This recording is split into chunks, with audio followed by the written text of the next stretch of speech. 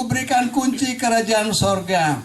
Apa yang kau ikat di dunia ini akan terikat di sorga, dan apa yang kau lepaskan di dunia ini akan terlepas di sorga. Ayat 20. Lalu Yesus melarang murid-muridnya supaya jangan memberitahukan kepada siapapun bahwa ia Mesias. Amin. Engkau jadi batu karang. Batu karang tidak hanya batu karang, tapi batu karang yang teguh. Alkitab berkata batu karang yang teguh. Maka kalau kita mendirikan bangunan, bangunan itu tidak boleh kita dirikan di atas pasir. Amen.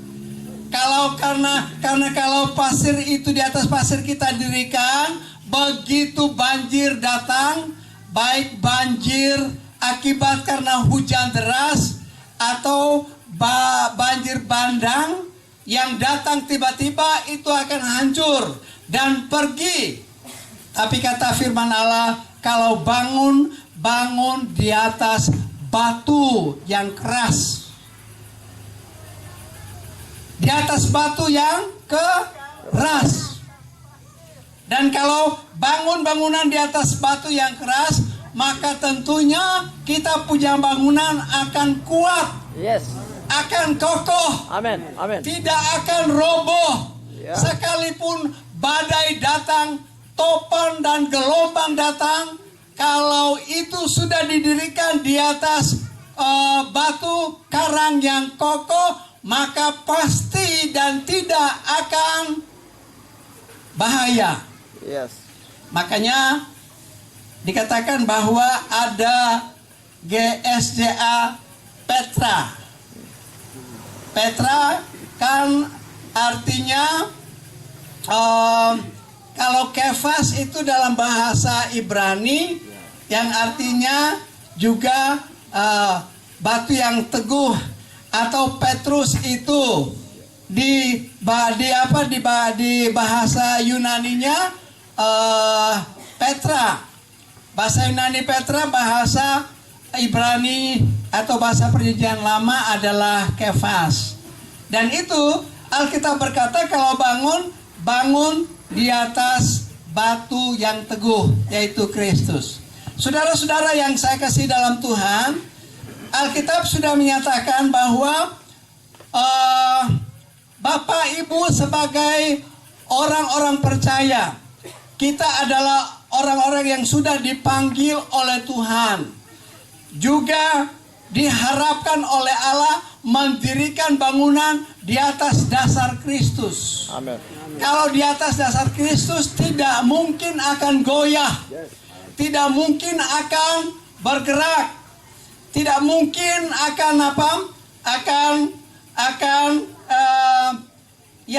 bergerak dalam arti kata tidak akan goyah. Jadi begini saya punya maksud. Kalau katanya bangunan itu, saya bukan ahli bangunan, saya bukan arsitektur, tetapi pernah saya pelajari kalau disusun, kira-kira betul Pak Kades, disusun bangunan itu, bangunan itu disusun dengan tela, dengan batako yang ada di sebelah sana. Tadi pagi saya ke sana dengan Pak Wakil. Saya lihat batako kelihatan kuat. Kalau ada campurannya 100, satu sak 100 atau 120. Kalau dibacan ada sampai 220. Saya malah berpikir, kok campurannya kira-kira kuat apa enggak kalau 220. 110 atau 120 saja satu sak itu tidak bisa terlalu kuat. Masih lebih kuat tidak disusun dengan batako. Rumah seperti ini dicor dengan dengan cor-cor biasa. Dibacan selalu buat cor. Saya punya rumah, saya buat cor. Dan sampai hari ini memang tidak jadi di luar, belum saya plester. Kalau di depan sudah saya plester, tapi di samping kiri kanan, di belakang, bahkan ada di kamar, beberapa kamar itu tidak saya atau belum saya plester. Nah, tapi kata orang, kata ahli bangunan, kata arsitektur itu, bahwa cor semacam itu masih lebih kuat dibanding dengan susun tela atau susun batako. Masih lebih kuat katanya. Itu katanya. Saya juga boleh buktikan bahwa beberapa kali tanah goyang, gempa bumi, ya, itu sampai 6, sekian getarannya. Skala Richter. Iya, Richternya. Itu tidak bisa pecah. Dan sampai hari ini saya lihat bangunan itu saya yang cor sendiri. Bayangkan, saya pendeta. Ya? Saya waktu itu sudah mau jadi kepala dinas. Saya baru dalam kondisi kepala dinas karena beberapa dinas yang saya harus tempuh. Pertama jadi kepala kantor, kedua jadi sekretaris dinas, ketiga sekretaris dinas, keempat saya jadi staf ahli, kelima jadi kepala dinas, keenam jadi kepala dinas. Dan itu saya cor sendiri, bayangkan saja. Saya yang cor, bukan ahli bangunan.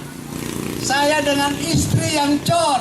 Nah, bayangkan perempuan yang bantu saya yang cor. Naik. Orangnya memang suka kerja, seperti saya. Tidak kalah dengan Pak Kades. Saya juga belum tahu kalau Pak Gembala itu suka kerja apa tidak. Saya lihat tangannya kok bersih sekali. Saya punya tangan kukunya, sering saya kalau angkat tangan begini saya lihat. Ada isi di dalam apa enggak? Ya, toh? Memang karena saya suka kerja, Bapak Ibu. Nah, jadi kata orang, saudara-saudara, kata ahli bangunan, bahwa memang dipakai cara seperti itu masih lebih kuat. Nah, tapi saudara-saudara, saya juga bisa bayangkan kalau semacam itu saja cukup kuat. Apalagi kalau kita bangun di atas batu yang kokoh, batu yang kuat, batu yang tak bisa digerakkan oleh gerakan dengan tenaga manusia atau bahkan dengan bantuan tenaga engineering, tenaga mesin. Bayangkan saja seperti itu. Nah, Allah mau kita tidak boleh bangun di atas dasar pasir, atau bahkan ayat-ayat yang sudah dijelaskan tadi di sana di Matius pasal yang ke-16 itu dijelaskan bahwa ada orang yang mengatakan bahwa Yohanes Pembaptis itu Kristus adalah Yohanes Pembaptis menurut kata orang. Lalu ada lagi yang mengatakan bahwa Elia. Ada juga yang mengatakan bahwa Yeremia. Ya, di sini ada Yeremia ya. Yeremia atau seorang nabi di antara mereka. Di antara nabi yang hadir pada waktu itu, saudara-saudara. Orang mengatakan bahwa manusia yang Yohanes Pembaptis atau Elia atau Yeremia atau nabi yang sudah diutus sebagai utusan Allah. Dan saudara tidak boleh lupa bahwa Kristus juga adalah seorang nabi. Tapi dia juga seorang guru. Men, dia juga seorang rasul. Dia juga seorang pemberita Injil. Dia juga seorang pelihat ke depan. Dia suka melihat hal-hal yang akan terjadi. Makanya Nabi itu menubuatkan perkara-perkara yang akan terjadi. Saya boleh melihat bagaimana perkara Allah terjadi. Di sana ada Yohanes Pembaptis, ada Elia, ada Yeremia, dan ada kata orang, ada para nabi. Nah, ini menunjukkan bahwa manusia, orang percaya tidak bisa mempertaruhkan hidup ini mengharapkan kepada manusia semata. Amin. Tidak boleh. Kita tidak boleh mengharapkan manusia saja. Hidup kita ini oleh karena Tuhan. Hidup kita ini karena anugerah Allah. Saudara, dengan kehidupan yang ada, punya kekayaan yang besar, yang banyak, itu tidak bisa didapati karena usaha saudara sendiri. Amin. Tapi karena Tuhan. Semua karena Tuhan. Amin.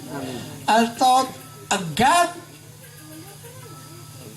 love for you and for me. Amin, amin, amin. He has give the all things untuk kita semua. Dia beri kepada kita semua yang kita mau, kita minta kepada Allah. Dia berikan kepada kita apa yang kita minta, Bapak Ibu Saudara sekalian.